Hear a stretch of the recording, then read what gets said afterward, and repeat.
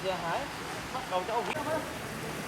นู่นเอาไว้ยังไงต้องเตะตรงหน้าเดี๋ยวนะเตะตรงหน้าเลยเตะตรงหน้านี่แหละ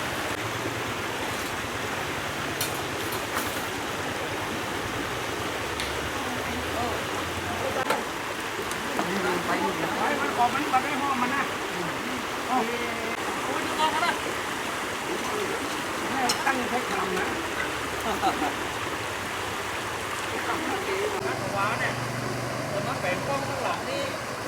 รถลักมันเองรถลักขึ้นมาเรื่องของกินข้าวเรื่องอะไรต่างๆ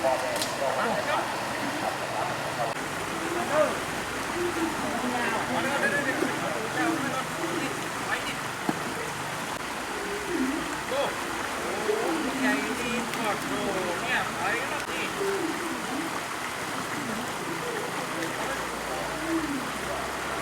เนี่ย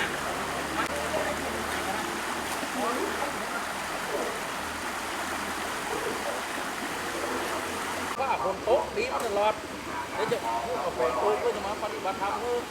ก็โต๊ะในวันนั้นเดี๋ยววันนี้อ๋อแล้วมันก็แปลกเขาจะว่ามันเป็นเต้าไม่ใช่ว่าคนงมงายเหรอถ้าไอ้สัตว์เนี่ยนะคนที่จะปุ๊บนั่นน่ะมันเร่งไว้เร่งเนี่ยพอมเอ๊ะ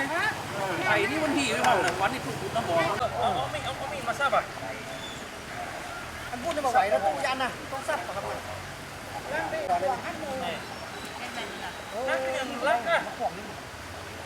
ก็โค่นหนอได้ก็ล้มทั้งแพงเลยอ๋อมันไม่พอเท่าก่อน